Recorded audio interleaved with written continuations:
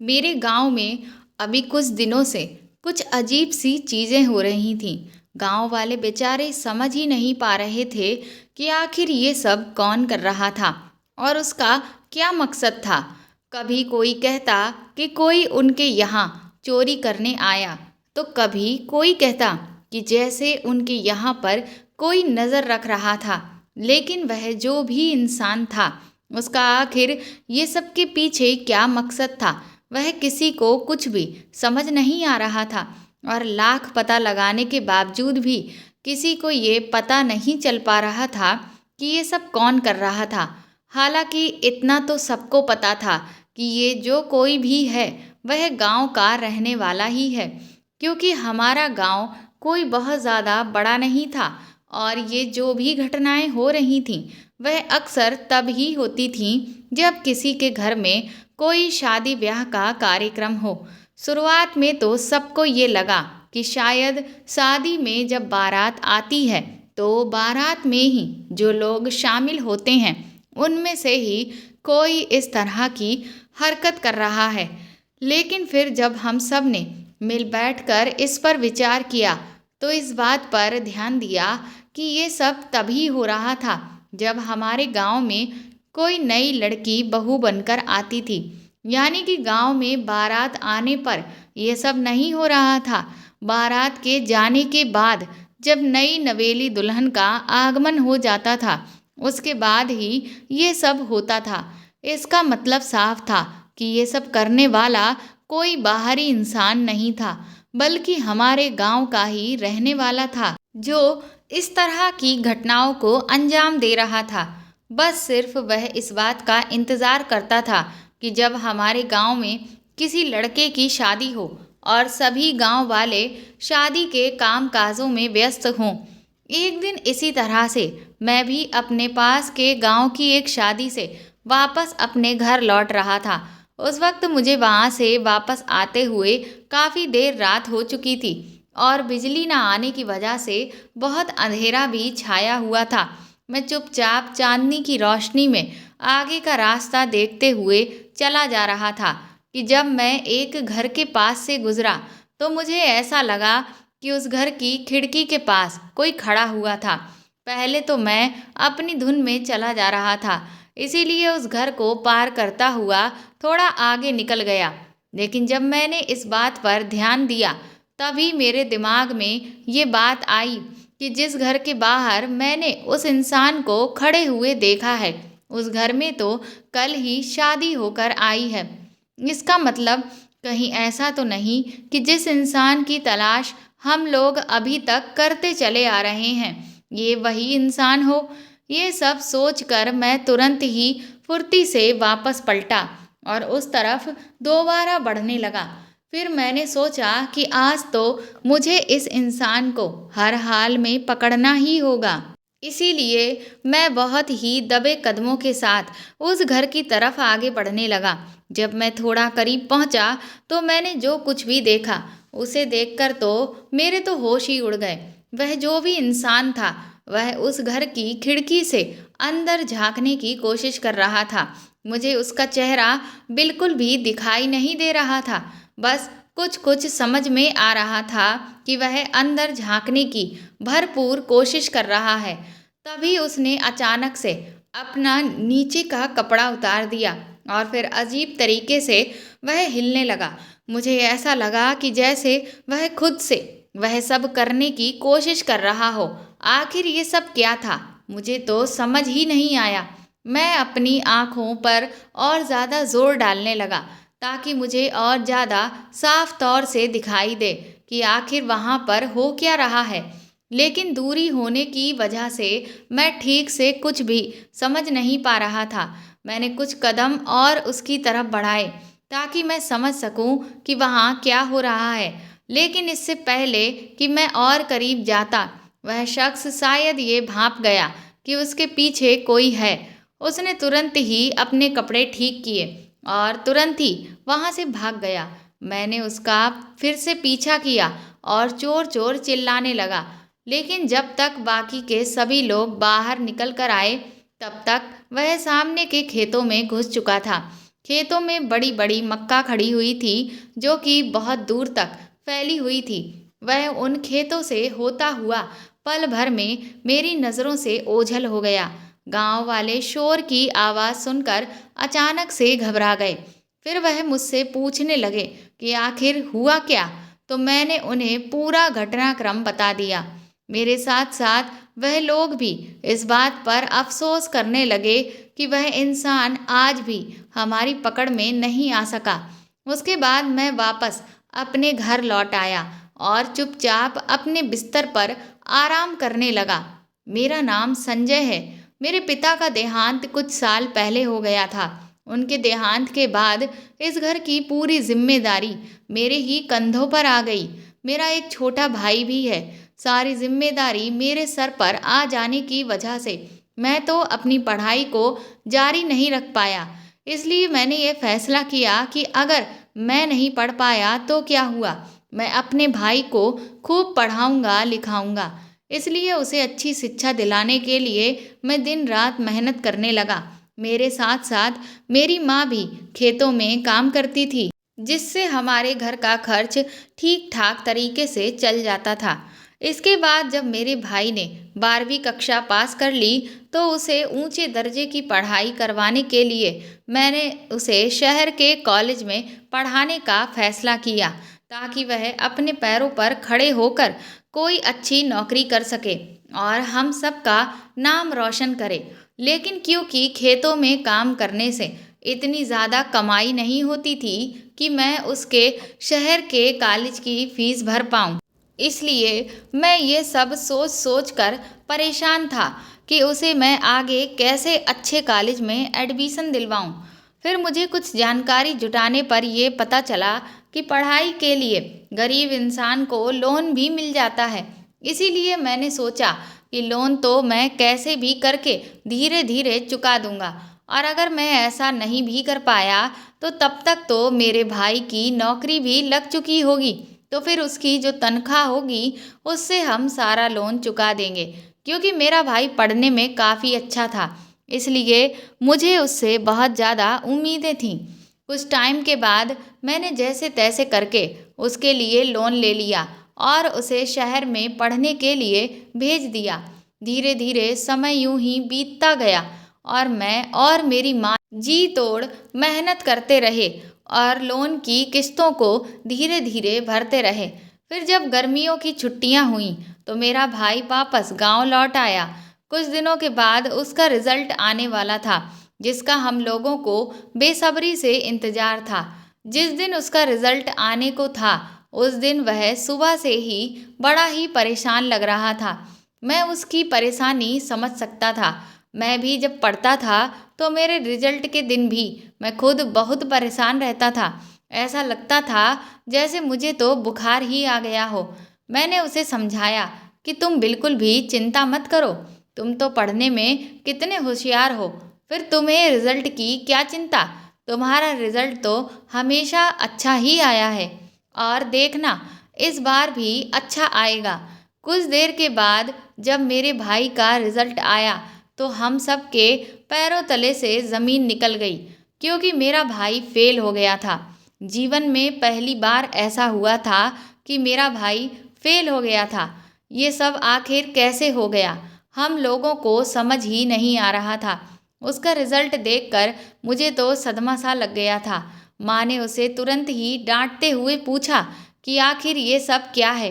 तुम्हें हमने कर्जा लेकर शहर पढ़ने के लिए भेजा था, लेकिन तुम्हारा परिणाम तो ऐसा आया है जिसकी कल्पना हमने कभी भी नहीं की। माँ की डांट सुनकर वह बुरी तरह से रोने लगा। मैंने उससे कहा कि आखिर बात क्या है, तो वह कहने लगा कि भैया अब मेरा पढ़ने में बिल्कुल भी मन नहीं लगता है। ये सुनकर तो एक बार फिर से मुझे झटका लगा। मैंने कहा, पढ़ने में मन नहीं लगता, इस बात का क्या मतलब है? तुम तो पढ़ने में कितने अच्छे थे, फिर आखिर ऐसा क्यों कह रहे हो? तो वह कहने लगा कि अब पढ़ने में मन नहीं लगता है तो नहीं लगता, क्या इसमें भी कोई ज़बरदस्ती है?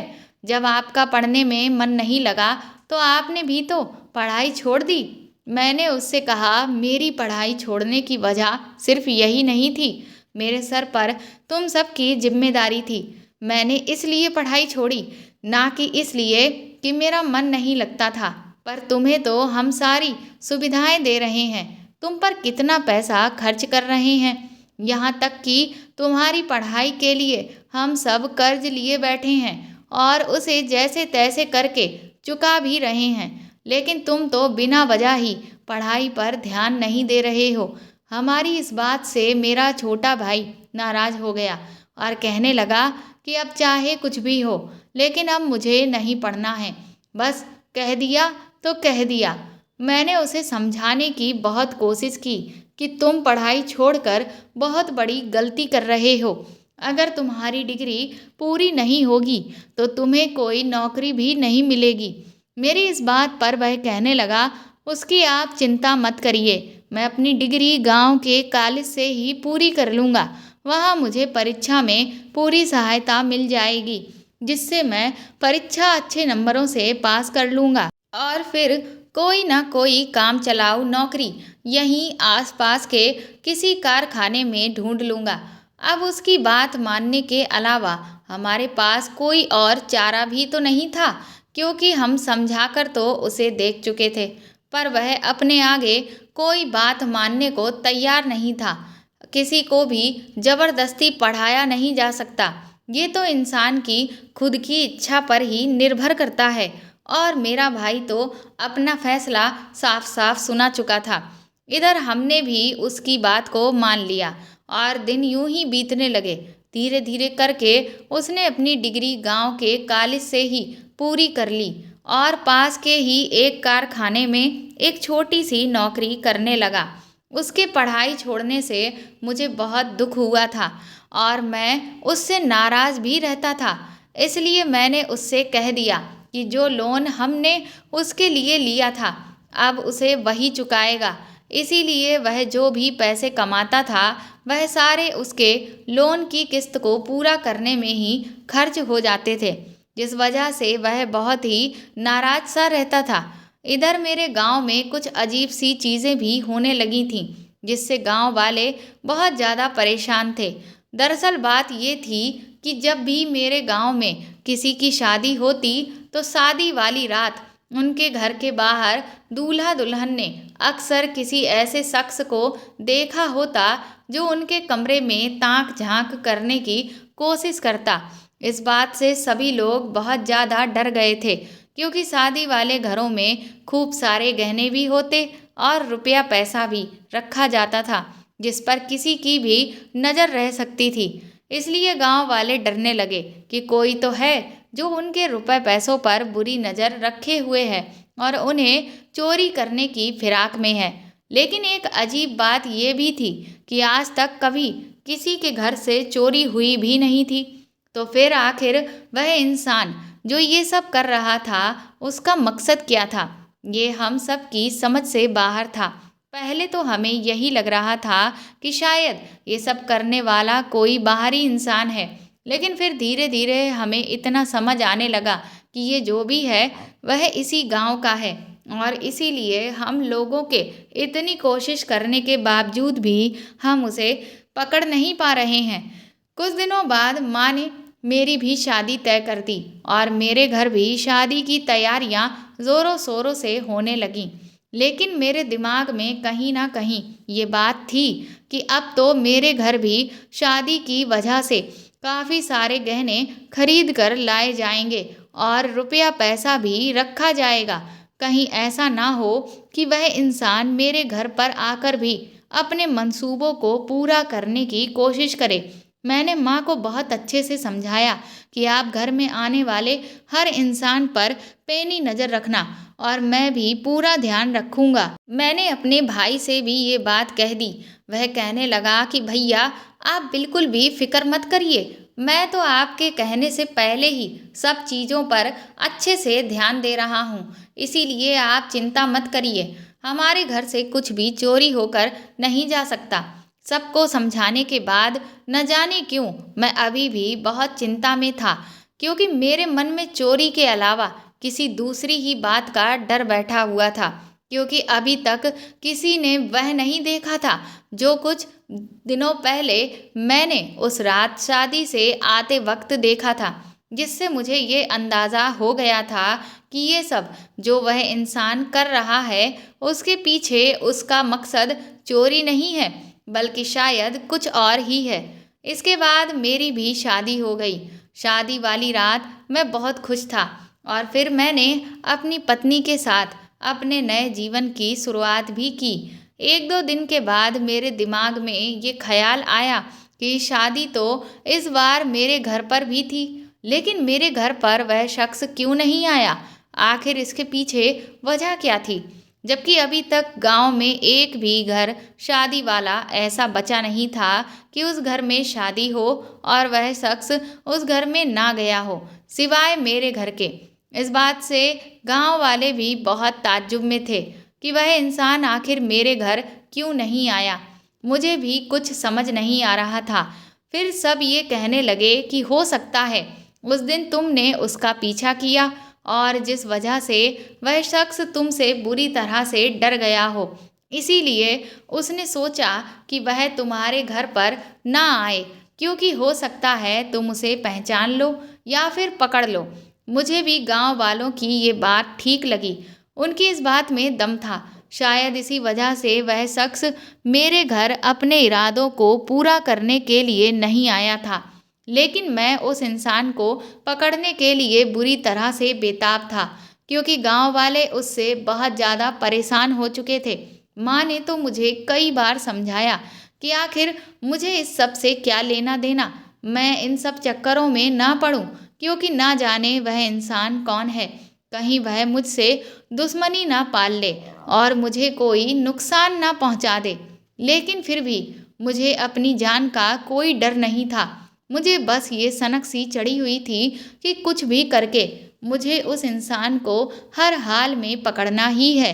कुछ दिनों के बाद हमारे गांव के एक घर में फिर से शादी होने वाली थी और मैं इस बार पूरी तरह से तैयार था कि जैसे ही वह शख्स उस घर में जाएगा मैं उसे हर हाल में पकड़ लूँगा।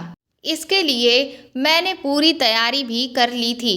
मैंने उस घर के बाहर एक छोटा सा उपलों का ढेर लगा दिया था, जिसको मैंने ऐसा खोखला कर दिया था जिसमें मैं छुप कर बैठ सकूं, और कुछ कांच के टुकड़े मैंने छोटे छोटे करके अपने पास रख लिए थे, ताकि जैसे ही रात हो मैं उस घर के बाहर की खिड़कियों के आसपास उन टुकड़ों को डाल दूं, और वह इंसान जब भागने की कोशिश करे तो वह टुकड़े उसके पैरों में घुस जाएं और चोट लगने की वजह से वह भाग ही ना पाए।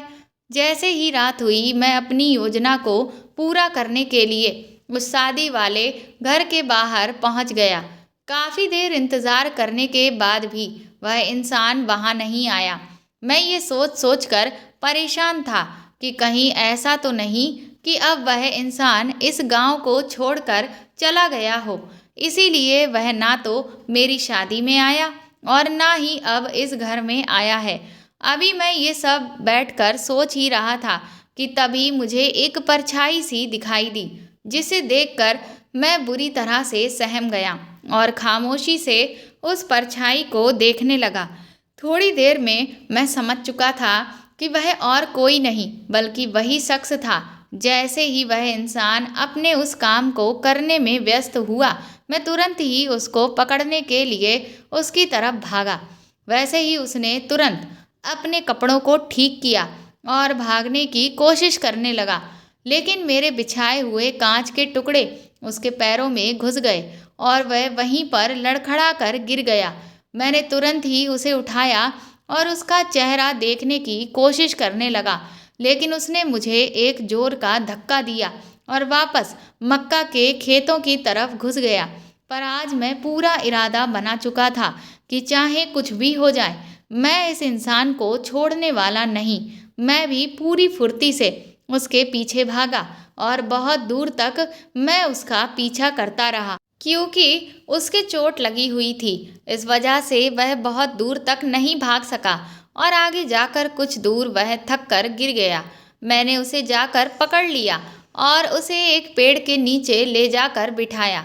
जैसे ही मैंने उसका चेहरा देखा, मेरे ऊपर तो बिजली ही गिर गई, क्योंकि वह इंसान और कोई नहीं बल्कि मेरा छोटा भाई ही था।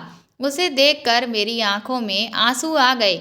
मैंने कहा कि तुम्हें आखिर ये सब करने की क्या ज़रूरत थी और तुम ये सब क्यों कर रहे थे।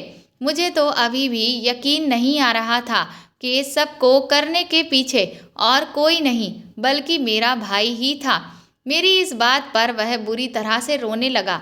मैंने उसके खींचकर 2-3 तमाचे दिए। मैंने कहा, अपना ये ड्रामा करना बंद करो और मुझे बताओ कि आखिर तुम ये सब क्या कर रहे थे और क्यों कर रहे थे। उसके बाद उसने मुझे जो कुछ बताया उसे सुनकर तो मैं दंग रह गया। उसने कहा, भैया आपने मुझे कॉलेज में पढ़ने के लिए भेजा था। मैं भी यहाँ से ये सपना संजो कर गया था कि वहाँ पहुँचकर मैं बहुत अच्छे से पढ़ाई करूँगा और एक अच्छी नौकरी पाकर आप लोगों का नाम रोशन करूँगा। लेकिन वहाँ पर मेरी कुछ लड़कों से दोस्ती हो गई और फिर धीरे धीरे उनकी संगत में रहकर मुझे न जाने कब गलत आदतों की लत लग गई। ये मुझे पता ही नहीं चला। वह लोग बहुत सारे नशे भी करते थे जिनकी मुझे भी आदत पड़ गई।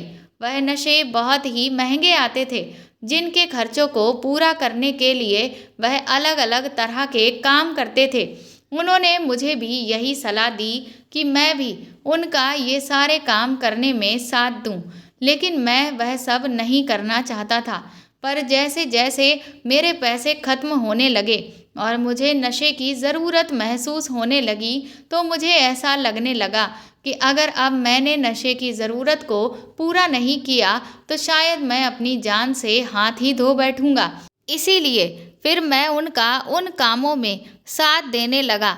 ना चाहते हुए भी मैं वह सब कर रहा था। शुरुआत में तो मुझे वह सब करते हुए बुरा लग रहा था, लेकिन धीरे धीरे मुझे फिर इस सब में मज़ा आने लगा और फिर मैं खुद भी उस सब में लिप्त हो गया।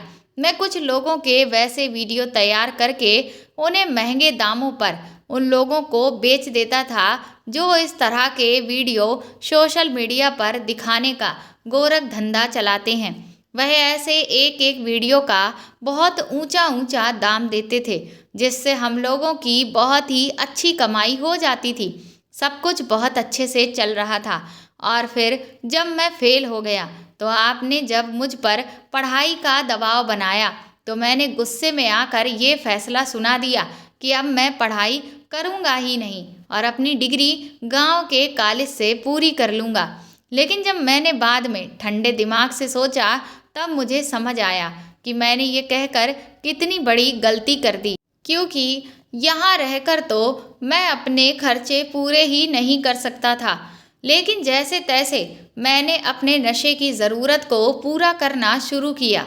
यहाँ रहकर ये सब करने में मुझे बहुत कठिनाई हो रही थी, पर मेरे पास धीरे धीरे जो बचे हुए पैसे थे वह भी खत्म होने लगे। अब मुझे कोई भी रास्ता सूझ नहीं रहा था, इसलिए मैंने फिर अपने दोस्तों से मदद मांगी, पर मेरे दोस्तों ने भी मेरी मदद करने से इनकार कर दिया। इसीलिए शुरुआत में तो मैंने छोटी मोटी चोरियां की और फिर जब मेरी डिग्री पूरी हुई तो उसके बाद मैंने जो नौकरी की उसके सारे पैसे तो लोन की किस्त चुकाने में ही चले जाते थे, जिस वजह से मैं बहुत ज़्यादा खिसियाया हुआ रहता था। फिर एक दिन मेरे एक दोस्त का मेरे पास फ़ोन आया और वह कहने लगा कि अगर मैं उसे इस तरह के वीडियो बनाकर भेज दूं तो वह मुझे उनके बदले में बहुत ही बड़ी रकम दिलवा सकता है। मैंने उससे कहा कि यहाँ गांव में रहकर तो मैं इस तरह का कोई भी काम अब नहीं कर सकता। तभी उसने मुझे आइडिया दिया कि अगर मैं गांव में होने वाली शादियों के समय इन लोगों की जो वैसी वीडियोज़ हैं उसे बनाकर भेजता रहूं तो इस तरह से मेरा भी फ़ायदा हो जाएगा और उसका भी। मुझे उसका ये विचार पसंद तो आया, लेकिन अपने गांव वालों के साथ ये सब करने का मेरा बिल्कुल भी मन नहीं था। पर मैं भी क्या करता, मेरे सामने और कोई रास्ता नहीं बचता। इसलिए मैं फिर तैयार हो गया। मैंने सोचा कि इस तरह से मेरा काम भी हो जाएगा और किसी को मुझ पर शक भी नहीं होगा। इसीलिए मैं हमेशा इस बात का ध्यान रखता कि गांव में कहाँ पर किसके यहाँ पर शादियाँ हो रही हैं, और शादी वाली रात मैं तुरंत ही वहाँ पर पहुँच जाता था। उन लोगों को देखकर मेरी भावनाएं भी जाग जाती थीं, और इसीलिए मैं खुद भी वह सब करने लगता था। अपने भाई के मुंह से ये सारी बातें सुनकर मैं बहुत शर्मिंदा हो चुका था। मैंने कहा, अब मुझे समझ आया कि जब मेरी शादी हुई तो वह शख्स मेरे घर पर क्यों नहीं आया। मेरा भाई कहने लगा, हाँ भैया, मैं जानता हूँ कि मैं एक बहुत ही गिरा हुआ इंसान हूँ, लेकिन मैं इतना भी गिरा हुआ नहीं कि मैं अपने ही सगे भाई भाभी के साथ इस तरह का काम करूं। इसीलिए आपकी शादी के समय वह सब नहीं हुआ जो बाकी गांव वालों की शादियों के समय होता आया था। मैंने अपने भाई से कहा कि तुमने हम लोगों का नाम खराब करके रख दिया। तुमने हमारे मरे हुए पिता के बारे में भी एक बार नहीं सोचा। उनकी आत्मा तुम्हारी ऐसी हरकतें देखकर दर्द से तड़पती होगी। तुमने हम सबको बहुत ठेस पहुंचाई है। हम सबको तुमसे बहुत उम्मीदें थीं, लेकिन तुमने उन सारी उम्मीदों पर पानी फेर दिया। तुमने तो अपनी ज़रूरतें पूरी करने के लिए गांव के लोगों की ज़िंदगी ही खराब कर दी। हमारे गांव में जो भी महिलाएं ब्याह कर आईं, तुमने उनकी ज़िंदगियों पर दाग लगा दिया। तो मेरा भाई कहने लगा, नहीं भैया, मैंने भले ही ये काम किया, पर इस तरह से किया कि उन लोगों पर भी कोई आँच ना आए। मैंने जब भी उनकी ऐसी वीडियो बनाई तो उनके चेहरों को पूरी तरह से धुंधला कर दिया, ताकि कोई भी ये समझ ना पाए कि आखिर वह लोग कौन हैं। उसकी ये बात सुनकर मुझे कुछ तसल्ली तो हुई, लेकिन मैंने फिर भी उससे गुस्से में कहा, तो क्या हुआ? आखिर तुमने जिंदगी तो उनकी खराब की ही ना। इससे तुम्हारा गुनाह कम नहीं हो जाता। मैं अपने भाई से इतना कहकर उसे वहीं खेतों में छोड़कर वापस घर चला आया। इसके बाद मैंने किसी से कुछ भी नहीं कहा, लेकिन मैंने अपने भाई से बात करना पूरी तरह से बंद कर दिया था। धीरे धीरे कुछ दिन बीते तो मैंने ध्यान देना शुरू किया कि मेरा भाई अब फिर से पढ़ने लगा था। वह अपनी नौकरी भी कर रहा था, लेकिन लौटकर पढ़ाई भी करता था। मुझे नहीं पता था कि वह किस चीज़ की पढ़ाई कर रहा है, लेकिन मैं इस बात से खुश था कि शायद अब उसे अपनी गलती का एहसास है और इसीलिए वह उसे सुधारने के लिए पढ़ रहा है। समय बीतता गया और फिर एक दिन मेरा भाई अपने हाथ में मिठाई का डब्बा लेकर आया और माँ को खिलाते हुए और मेरी तरफ देखते हुए बोला कि मेरा सिलेक्शन सरकारी टीचर के पद पर हो गया है। आज आपका बेटा सरकारी हो गया। उसकी ये बात सुनकर मेरी आंखों में आंसू आ गए। अब तक मैं अपने दिल में जो भी गिले शिकवे भाई को लेकर लिए बैठा था, वह सारे अचानक ही भावनाओं में बह गए और मैंने तुरंत ही अपने भाई की तरफ कदम बढ़ा दिया। ये देखकर मेरे भाई की भी हिम्मत बढ़ी और उसने तुरंत ही आकर मेरे पैर छू लिए। उसने मुझसे कहा, भैया, आज मैं जो कुछ भी हूँ वह सिर्फ आपकी वजह से। अगर आपने मुझे सही रास्ता नहीं दिखाया होता तो मेरी आंखें कभी भी नहीं खुलती और मैं अपने जीवन को कभी भी एक नए मुकाम पर नहीं पहुंचा पाता। मैंने उसे गले से लगा लिया। हम दोनों ने जाकर फिर पिताजी की तस्वीर के सामने उनसे भी आशीर्वाद लिया। मेरा भाई मुझसे कहने लगा, भैया, अब तो पापा मुझसे खुश होंगे ना? अब तो वह नाराज नहीं होंगे। और मैं आज पिताजी की तस्वीर के सामने खड़े होकर आपसे वादा करता हूँ कि मैं जीवन में कभी भी कोई भी गलत काम नहीं करूँगा और ना ही कभी किसी गलत संगत में पड़ूँगा। अपने भाई की ये बात सुनकर मुझे बहुत खुशी हो रही थी। मैंने उसके सर पर हाथ फेरते हुए कहा कि अपने इस वादे को हमेशा निभाना और कभी भी किसी का दिल मत दुखाना। मेरे भाई में जो इतना बड़ा परिवर्तन आया था, उसे देखकर मैं बहुत खुश था। धीरे धीरे मेरे भाई ने शहर में मकान ले लिया और फिर हम सभी लोग उसके साथ राजी खुशी वहीं पर एक बहुत अच्छी ज़िंदगी जीने लगे। जिसकी कल्पना हमने कभी सपने में भी नहीं की थी। दोस्तों, अक्सर हम कभी अपनी उम्र के तकाजे की वजह से या फिर नासमझी की वजह से कुछ ऐसी गलत आदतों में फंस जाते हैं कि उस वक्त हम ये नहीं सोचते कि हम क्या ये सही कर रहे हैं या गलत। लेकिन एक सही इंसान वही है जो अपनी गलतियों को स्वीकार करे और उनको सुधारे और अपने जीवन को बेहतर बनाने की कोशिश करे। साथ ही उन गलतियों को दोबारा कभी भी ना दोहराने का प्रण ले, क्योंकि ऐसा तो नहीं हो सकता कि हम गलतियां ना करें, लेकिन अपनी गलतियों से सीख लेकर खुद के और दूसरों के जीवन को सुधारने वाला इंसान ही एक सफल इंसान है, ना कि दूसरों को परेशान करने वाला। साथ ही हमें कभी भी किसी गलत संगत में पड़कर ऐसे काम नहीं करने चाहिए और ना ही खुद की ज़िंदगी को नशे का गुलाम बनाना चाहिए। तो दोस्तों, आपको ये कहानी कैसी लगी कमेंट करके ज़रूर बताएं और प्लीज़ इस कहानी को ज़्यादा से ज़्यादा शेयर और लाइक करें। साथ ही अगर आप चाहें तो मुझे सुपर थैंक्स भी खरीद कर दे सकते हैं। सुपर थैंक्स का ऑप्शन आपको इस वीडियो के नीचे दिए हुए सभी ऑप्शंस में दिखेगा, जो बिल्कुल ऐसा दिखता है जैसा कि हार्ट शेप में बना हुआ साइन है। और अगर आप मेरे चैनल पर नए हैं तो सब्सक्राइब करके बेल आइकन ज़रूर दबा दें, ताकि आगे भी मैं आपको ऐसी ही अच्छी कहानियाँ सुनाती रहूँ। Thank you.